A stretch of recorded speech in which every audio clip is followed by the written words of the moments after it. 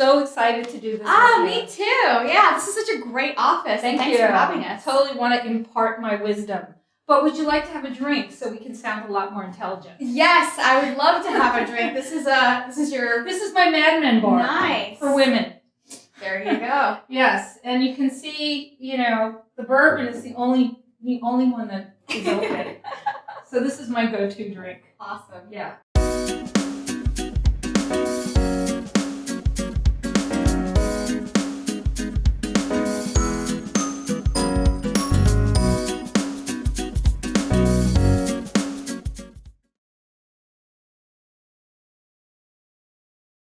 Welcome to the 13th episode of FemJunior TV, brought to you by Pivotal Tracker. I'm your host, Poornima Vijayashanker, the founder of FemJunior. In this show, I host innovators who help me debunk myths and misconceptions related to building tech products and companies. Today, we're going to be talking about why traditional CEOs have been replaced by DEOs, Design Executive Officers. So if you think about back to 1937, the company's life expectancy was about 75 years, but now it's been cut down to 15. If you look at traditional companies like Kodak, Xerox, and Lotus, they've all been replaced by younger competitors. And most of these younger competitors are being led by DEOs, creators who have become leaders. I've invited Maria Giudice, who was formerly the founder of Hot Studio and is now the VP of Experience Design at Autodesk, to shed some light into how creators have become leaders. She's written a lot about this topic in her new book, The Rise of the DEO. So thanks for joining us today, Maria. I'm so happy to be here, talk about my book and all the cool things that are happening at Autodesk. Yeah, I'd love to hear more. So before we get started, you and I met about a couple months ago in Milan at a really cool conference. What a terrible place to meet. I know. And the thing I loved about hearing your talk was you just had so many different experiences. So I want to start off just by talking about how you got started in design, like what lured you into design. Yeah. And kind of the first career that you had. Yeah, actually, it's interesting because I think of my life as a series of accidents, which actually I think that's a healthy way to think about life these days. Yeah. It's like rather than thinking that you have this life plan, it's really about being aware of opportunities. And so I started out as a painter. I was very young. I started painting. My uncle, who is a pretty well-known painter in the sci-fi world named Frank Frazetta, and I was really influenced by him, and I was like, I want to be just like him. So I started painting, and I thought I was going to be a fine artist. Mm-hmm. I had no idea, I had no desire to actually be a designer. And so I was the fine artist. But as I was younger, I started picking up lettering. And I started lettering and painting and doing band posters. Yeah. But that wasn't graphic design. No. I'm a fine artist. And I went to Cooper Union for a Bachelor's of Fine Art. And while I kind of say I went in as a fine art and came out as a graphic designer. I started taking design classes, still completely in denial that I was a designer. Mm-hmm. And I was actually really disillusioned with design in general. This was in the 80s. Okay. Where design was, first of all, pre-Mac. And it was all about, the famous designers. It was Pushpin Studios and Vignelli and Pentagram. And designers had to look a certain way and they had to act a certain way. And I'm a girl from Staten Island. I did not look like what you would consider like a designer in New York. And I also thought that design seemed very robotic and automatic. It's like, okay, if I learn how to use these fonts with this white space, with these images, you slap it together, you call it a day. It's a beautiful design. And it wasn't until my senior year of college when I met a man who came to talk to our class named Richard Saul Wurman. Do you know who he is? I know, but I'm sure our viewers don't know. So Richard Saul Wurman, he started out his career as an architect. Mm-hmm. But in the 80s, he was architect turned designer, but considered sort of the bad boy of graphic design. And he sauntered into my class, and he looked at all of these budding designers.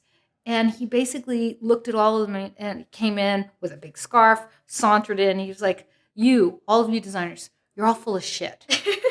This is the history that I remember, by the way. Richard might have a different vision, but he was like, you're all full of shit. Design is not this aesthetic exercise. Design is about helping people make sense of the world. Mm-hmm. And it was like this moment, it's like, oh my Clarity. God, I'm a designer. Nice. There's meaning. And so actually that was the moment when I realized I was a designer, that design is about being in service to others. And it was sort of my life goal to go out there and create systems that help people, have a better life. And so I worked for him right out of school.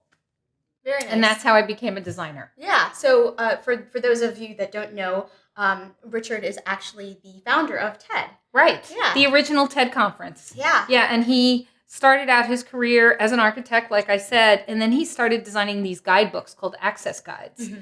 And so I worked for him. He's like, you're Italian. You could design Rome Access.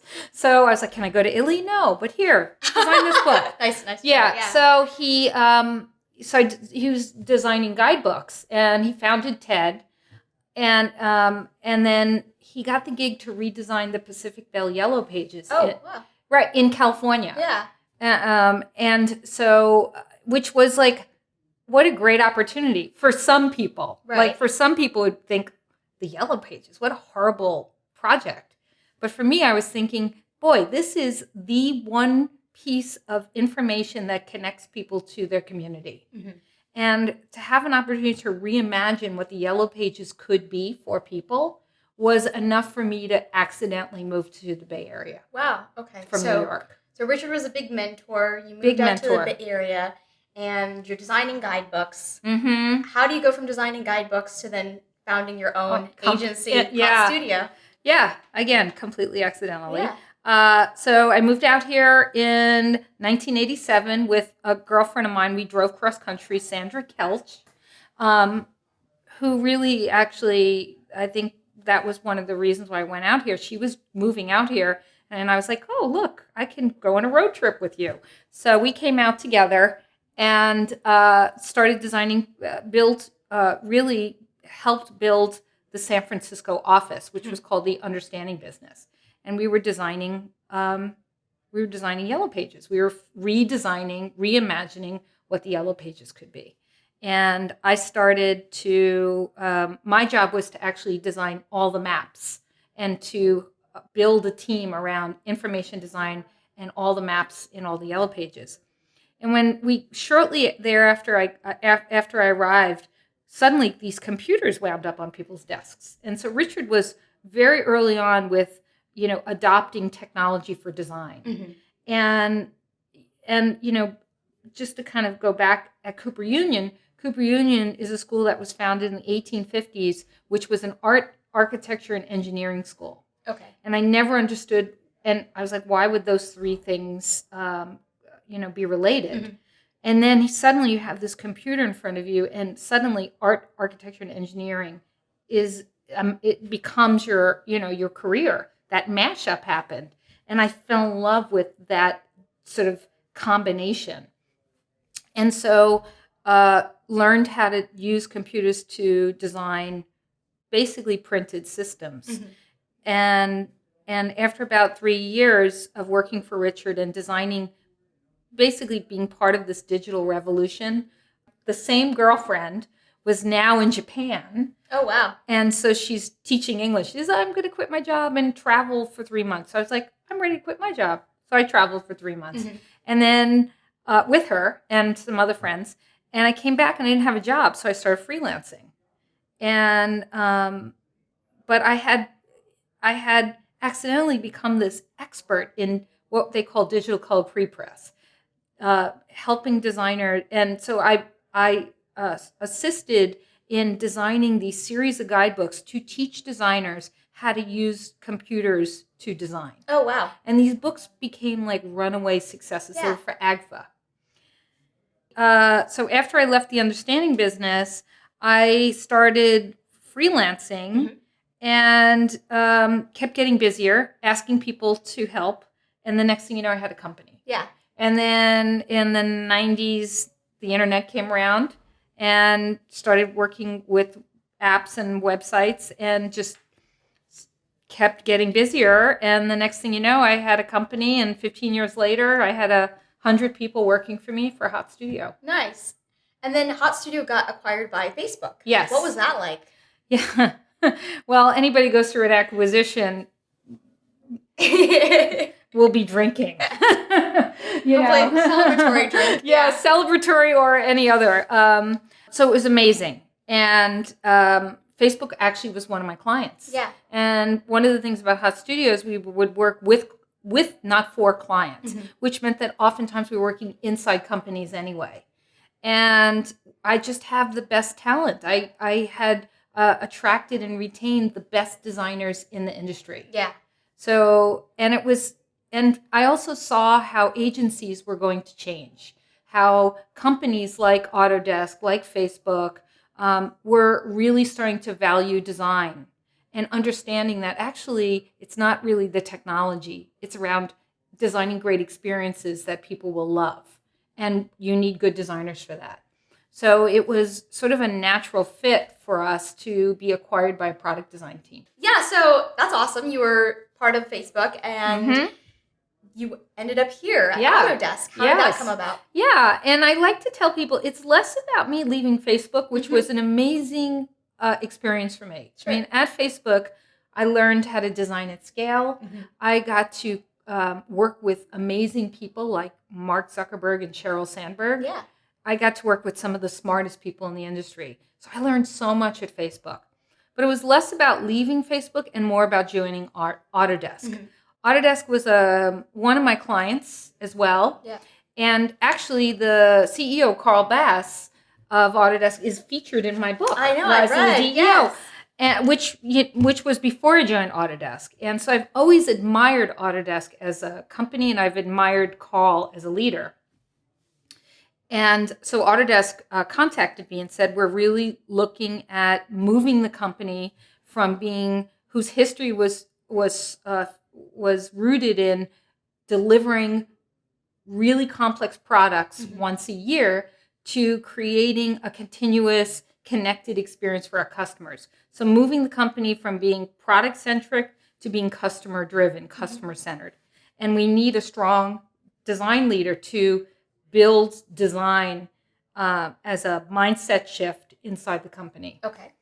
And I was like, that's an opportunity I can't pass up because it's a perfect blending of being a founder and CEO of Hot Studio, working inside a product company like Facebook, and now realizing the DEO dream at a company like Autodesk.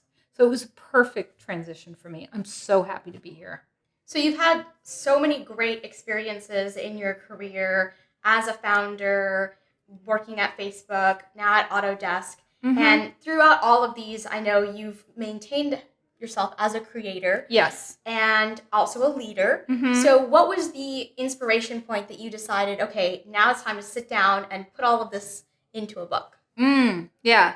It was actually, it started in about 2010, 2011, when I was invited to speak at TEDx Presidio in San Francisco.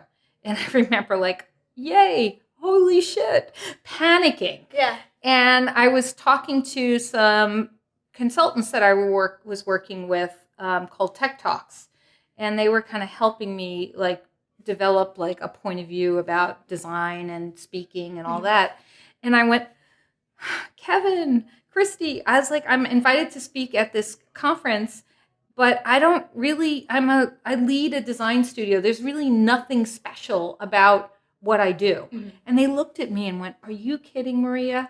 You lead a company like nobody I've ever seen. You know, it's like, you don't really follow the traditional rules.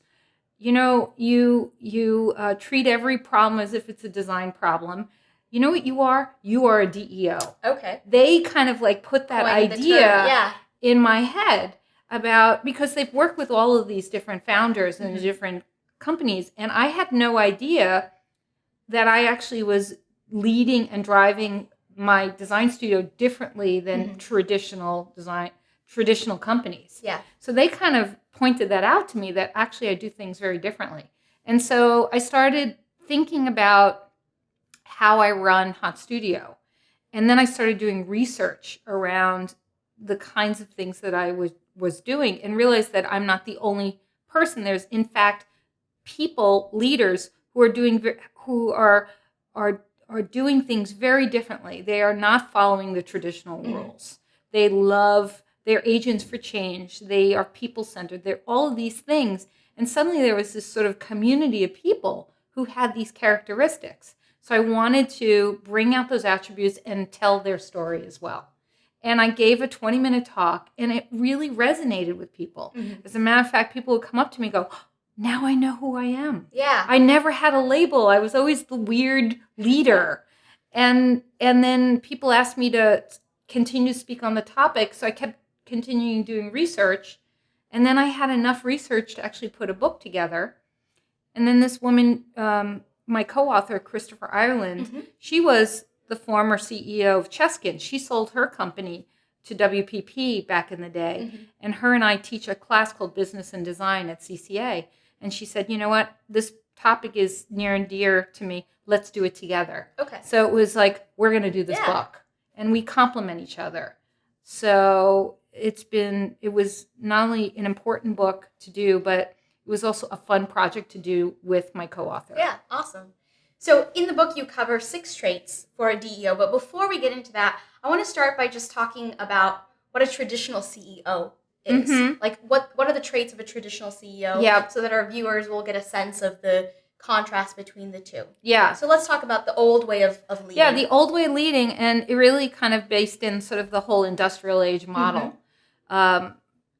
Where, a leader is supposed to have sort of a command and control attitude. Right. The leader is the person who takes all of the data and then decides or mandates what to do. Right. And the traditional businesses are incredibly hierarchical.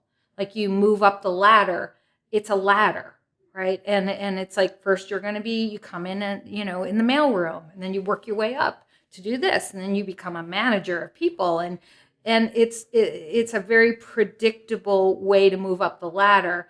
And there are boundaries around what you're responsible for. Right. You kind of operate in silos. And really, the way you move up is by your own personal net worth. It's like, I'm going to accomplish this. I'm going to take credit. Therefore, I can move up. So one of my favorite quotes from your book is, there are no longer career ladders. It's been replaced with the trampoline. Right, which is exactly the difference between how our society is very different. Mm-hmm. Now we live in a world where you can't do anything without collaboration. Right. And that not only collaborating, but collaborating with people who may not agree with you, mm-hmm. multidisciplinary. The world is so complex now that you can't solve problems one at a time. Right. You have to be thinking in systems. You have to make decisions that have impacts on systems. And in order to do that, you have to work with many different people in different contexts. And it's also global society. Yeah. So all of these things force people to have to change from being very linearly thinking, mm-hmm. but thinking about literally jumping from one thing to the other. Yeah. And you mentioned the data point around companies having a lifespan of 75 years, and now it's 15 years. Right. I always like to remind people that Facebook's only 12 years old. Yeah. Hopefully they'll be around for more than 4 years. They will, or they might turn into something else or whatever. But also, the average amount of jobs that people have has changed. Mm-hmm. It used to be, I don't know about your parents, but my parents, they grew up at a time where you took a job. My father got out of the war and joined the phone company. Mm-hmm. And he worked in the phone company until the day he retired. This explains the inspiration for the Yellow Pages. There you go. And now it's like, and it was always considered bad to change your job. Yeah. And now people have, 6, 10 jobs, 10 different jobs in their lifetime. Yep. And that's what it's supposed to be. Right. Technology. If you are in a tech company, the average tenure is 2 years. Yeah. Which I don't know is good or bad, but that's what it is. So you have to be jumping. Right. You have to be thinking about what's the value that I could add right now. And then when you change or you grow, have the courage to move on. So that's a great segue into the first trait that you mentioned that DEOs have, which is risk. Yes. Talk to me about risk. How do DEOs embrace risk differently than a CEO? Yeah. And I think risk is also considered is synonymous with failure. Traditional CEOs, their whole job is about mitigating risk. It's about risk is a scary thing. DEOs use risk as sort of connective tissue, as it's kind of fluid. It's like you're constantly assessing how far you can push it. So it's really more about taking smart risks and taking smart failures. And so that's where I think the systems level thinking comes in, right? You mentioned that's another trait. Yeah. So talk to me about how do DEOs think in terms of systems? Systems, yeah. And I kind of mentioned that the traditional CEO, they solve problems linearly one at a time. Mm-hmm. Give me a problem, I will solve it. What's the next problem? I will solve it. And now, because the world is globally interconnected, because you're working with people in different contexts, you have to be having a vision of the whole system, which is why designers are trained to be system thinkers, which is why DEOs are so critical to businesses, is that you have to look at the patterns. You have to think in patterns, you have to identify patterns, and you have to look at cause and effect. So when you're making a decision, you have to be thinking about, okay, first of all, there's the problem, and then there's the real problem. Right. And designers are really good at decoding what the real problem is and how that problem has an impact on the entire system. And you also mentioned that they use their intuition a lot. Yes. And I know that can be hard for people out there because that means you have to justify your decision making, and it's based on intuition. So how do DEOs embrace intuition? Yeah. In a world where we're so obsessed with analytics. Yeah. We are so obsessed, and we keep talking about measuring everything. Right. And it's really not going completely intuitive, like, analytics are bad. Stay away from analytics. They don't give you the whole story. And it's not saying about embrace analytics. I always say you have to have the what and the why. Yeah. The being analytical will give you the what, but it doesn't tell you the why, and it doesn't give you the edges. And it may not even get you to the root cause. Intuition gives you that flexibility. It makes you feel your way through a problem. And DEOs have to live in this juxtaposition between analytics and creativity. And intuition is really strong. And sometimes you have to really go with your gut. You can back it up with analytics later, or you have analytics and then you go with your gut. But the DEO plays in this world, and they are comfortable with not quantifying everything. And along those lines, also, you mentioned social intelligence as another trait. How are DEOs positioned to be more socially intelligent than the traditional CEO model? Yeah, it's again sort of connected to what designers are trained to do. Designers are trained, good ones, are trained to look at the world with a sympathetic and empathetic lens. Designers are trained to walk around with your eyes wide open. I always tell people, what's the one thing you can do? The first thing is just look up. Yeah. Look up and be aware of the world, and be aware of how you can have a positive impact on people. Right. And we're only here for a short period of time, right? I always say you have to treat every day as if it's your last. It's like, and then how are you contributing to society at large? That's what it means to be people-centered. In order to be people-centered, you have to be socially intelligent. You have to have empathy and care about people. And it's not just your customers. You have to care about your coworkers. Right. You have to care about your community. And also understand that ultimately we're here to focus and do things on behalf of people. And that's where social intelligence comes in. Now, at the same time, as we are evaluating all this stuff, DEOs also love to GSD, get shit done. Yes, you got the mug for it. So as creators, though, how do they, they're creating and their team is creating, how do they, GSD better than other folks? Yeah, well, this is another thing in that, you can't live in this world of just vision. Thomas Edison said, Thomas Edison said, vision without execution is hallucination. It's a good, yeah. That is amazing, right? So at the end of the day, you have to move the needle and put a stake in the ground and get it done. You can't. So there's this. It's not just about getting it done, right? You have to be looking at quality of experience. You have to be looking at. I think a lot of people make this mistake when they talk about the minimum viable product, for example. I love the idea of a minimal viable product, but it's not really about minimum viable product. In my world, it's about creating the minimum lovable product. I like that. And what is the thing that you can execute that ultimately people will love? It's not about just getting shit done because you've got to get something out there. Right. So it is about, having a vision, but being able to execute. Yeah. And that's again on a continuum. Right.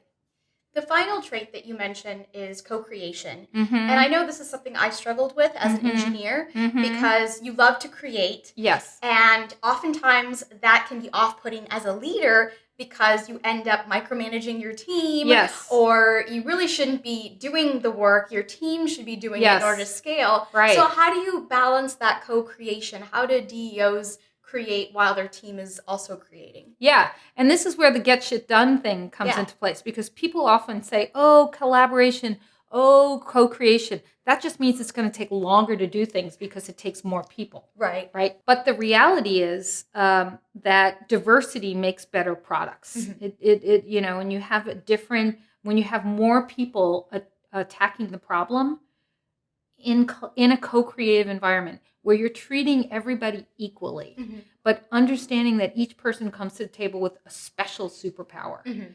And then you're going to get something greater than what one person can execute. So co-creation really is a mindset more than anything else. It's about saying, you're an engineer, you're a product manager, you're maybe an information architect, you're a visual designer, you're a writer. We're on a team. You each have what I call a superpower. You probably each have kryptonite. And the kryptonite, what you aren't good at, probably that person is good at. So it's about coming together and realizing that you're kind of the Justice League. You each have these superpowers that can attack the problem the same way, which is why I like to also say that design is not a noun, it's a verb. It's a responsibility that is shared by the team. Creation is shared by the team. It's not owned by the person who has the art degree. It's, everybody is born creative. So how do you unlock that creativity in a co-creative, equal environment so that you can get the best out of that team? Got it. Now, we've talked about these 6 traits. How does this actually impact the culture of the company? Do you have some examples, maybe Hot Studio or even here at Autodesk? How is the culture different? Yeah, I think it's interesting. So at Autodesk right now, I'm kind of chartered with 4 different things. I'm chartered with building and strengthening and building a strong design culture throughout the company. The second one is building a customer-centric point of view, company-wide. The third is creating and connecting our products. We have 150 products. Oh, wow. How are they connected to one another? How do we deliver continuous, connected end-to-end experiences for our customers? And then ultimately, how can we just create better products for our creators who use our software? You can't talk about quality without talking about culture. It's like a Maslow's hierarchy of need. In order to actually do better products, you have to have a strong foundation. Strong foundation is about culture and community. And there are things you can do.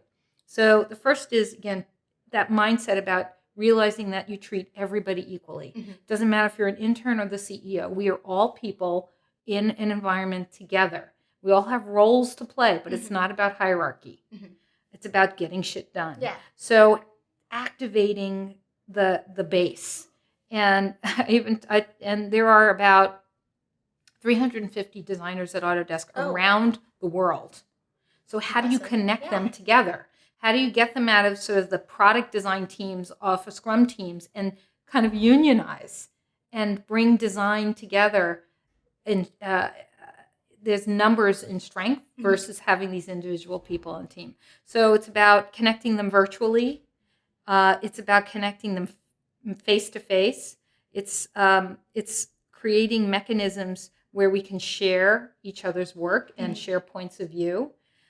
And it's about empowering people to not just be doers, but to become design leaders. So it's and when you get people who feel really proud and feel unionized and feel like they're not alone and feel like they are treated equally, you're going to get better work out of people. So culture is the first thing that you have to do. If you find yourself not in a company that is going to be in a sort of collaborative culture, right. I often say that sometimes you just have to leave. Yeah. Because going back, life is short. Right. You wanna be able to make the most of it with people that you love to work with. Now, another thing that you mentioned is, as you're building this culture, you definitely want to embrace failure, but there's acceptable failure and there's unacceptable failure. Yes. Unacceptable failure is making a decision that will bring the company down. Okay, good. Yeah, good to know. Yeah. And what's acceptable failure? Acceptable failure is, here's how you can, when what's good failure versus bad failure. I always say before you make a decision, before you make any kind of decision, you always ask, what is the worst thing that can happen? And if you could live with the worst thing that can happen, it's probably an okay risk. But if you cannot live with the risk, it's like, that decision could actually, shut that we can go bankrupt based on that decision. Probably not a good risk to take. So at Hot Studio, I lived through 15 years. I lived through 3 giant busts, right? And so how do you make decisions to keep moving the company along, empowering people to do their best work in an economy that was very unstable and volatile?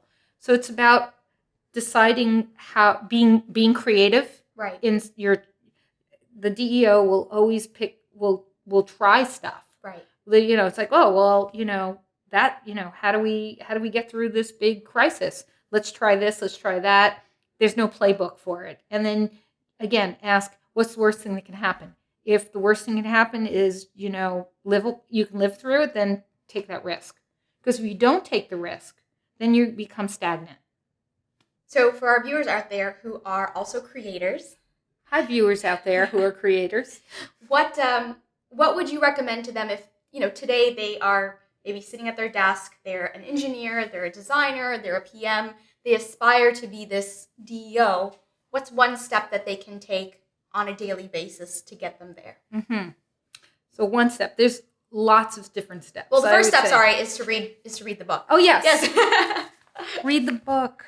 That's step number 1. This book, it has a ton of tips. Yeah, I know. And there's workouts that tell you, assessing, one thing you could do is you can look at the attributes that make up a DEO, and you can do a self-assessment. Oh, great. You can say, am I socially intelligent? Am I taking enough risks? Am I getting shit done on it? You can start assessing where you are at, and you can say, you know what? I need to work better at being more people-centered. There's stuff in the book that gives you sort of like workouts. Nice. So that's one thing that you can do. The other thing is, I would say, at the end of the day, the most important thing is be your authentic you. Really know who you are, what you can contribute into the world, and that you are in fact equal to others. So part of being a DEO is realizing that it's like the Wizard of Oz. You had it there all the time. We're all born creative. Yeah. We all can be leaders. Nothing should hold you back. Right. And depending on where you are in life, you can take a step to embody and lead versus just waiting for things to happen. Wonderful. Well, thank you so much, Maria. Thank This you. has been a pleasure, and I've learned so much. I know our viewers yay! also are definitely going to watch this episode and learn a lot from you. So thank Awesome. you. Thank you, everybody. Yeah. And thanks to all you viewers for tuning in today, and special thanks to our sponsor, Pivotal Tracker, for their help in producing this episode of FemJunior TV. If you've enjoyed this episode, then please share it with your teammates, your friends, and your boss. And subscribe to our YouTube channel to receive the next episode where I'll be hosting Lily Seraphin, the CEO of Home Care. Until then, I'll catch you next time.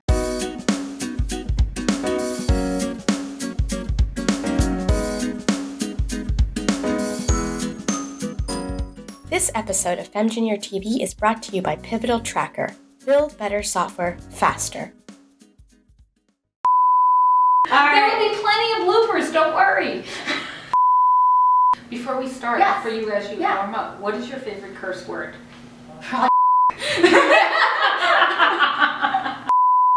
Poornima, love to the Vijayashanker, camera. and then we've got. Oh, this is my This my is your camera close-up, one. yeah. Oh, Camera gotcha, one, gotcha. camera two, okay. camera three. I mixed them up. Sorry. Make love to the camera. I'm gonna be Maria Giudice, who is formerly the founder of Hot Studio. Yeah, just say we're I'm filming just and gonna you try. talk quietly. Yeah. Okay. They're gonna be like, yeah. And Oh. scene. Yeah, I'm gonna